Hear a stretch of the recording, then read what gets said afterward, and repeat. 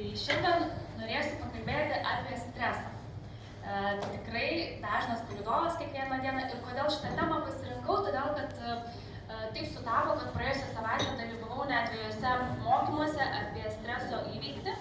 Galvoju, kodėlgi nepasidalinti su savo nuostabia bendruomenė, kur tikrai, manau, aktualu ir rasim bendrų kažkokių tipsų, kuriais galėsim naudoti. Taigi, kaip apskritai, kas yra stresas? Tai fiziologinis arba psichologinis iššūkis žmogui, kur jis turi panaudoti savo adaptacinius gebėjimus.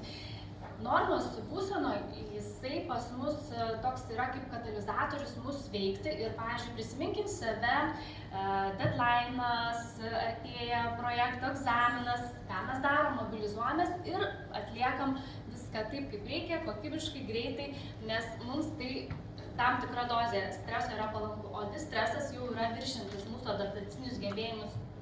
Stresas, kuris turi tam tikros jau ir neigiamos įtakos mūsų sveikatai, psichologiniai būklei. Tai kas vyksta smegenyse, kai patirime stresą? Vyksta tam tikros reakcijos ir tai priklauso jau nuo smegenų funkcijų mūsų migdolinėje liaukoje, centrinėse emocijų smegenyse, siunčiamos reakcijos į mūsų kūną ir kaip mes streso atveju reaguojam, įsitempia raumenis, padažnėja kvėpavimas, širdies ritmas ir mes susifokusuojam tik tai į tą problemą. Taip, tai yra mūsų tas vadinamas reptilių smegenų poveikis, kai mes sakom kovok, bėg arba sustink. Taip? Ir kaip mes galime šitą situaciją išnaudoti? Tie, kurie panikuoja ir priima tam tikrus skubotus sprendimus, jie dažniausiai daro klaidas, o tie, kurie racionaliai įvertina situaciją, yra pranašesni prieš konkurentus ir gali netgi tam tikrose situacijose laimėti. Taip? Tai ką mes galim padėti savo ir pasakyti į reakciją dėl streso? Kai mes emocionaliai reaguojam, mes turime, kaip sakiau, nepamatuotus kažkokius sprendimus, klaidas ir mes galim rinkti sąmoningą reakciją. Tai yra mūsų tam tikras išmoktas elgesys, kai mes esam atsparūs stresui. Reiškia, mes pirmiausia išanalizuojam, apgalvojam ir tik tada veikiam. Reiškia, vengiam impulsyvių veiksmų. Ir kas mums gali čia padėti, tai yra viena iš metodikų stop, kai mes sustojam, kvėpuojam, įvertinam aplinkybės, situaciją ir tik tada sąmoningai racionalių protų imamės tam tikrų veiksmų.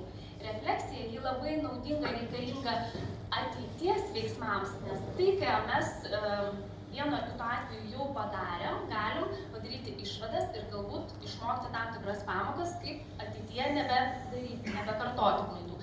Ir toliau psichologinis atsparumas, jisai mums labai svarbu tam, kad mes treniruotumėm savo įgūdį reaguoti į stresą ir tie, kurie tą išmoksta išlaikyti sąmoningą protą, jie tampa tikrai pranašesni prieš visą didžiąją masę, kurie elgiasi impulsyviai.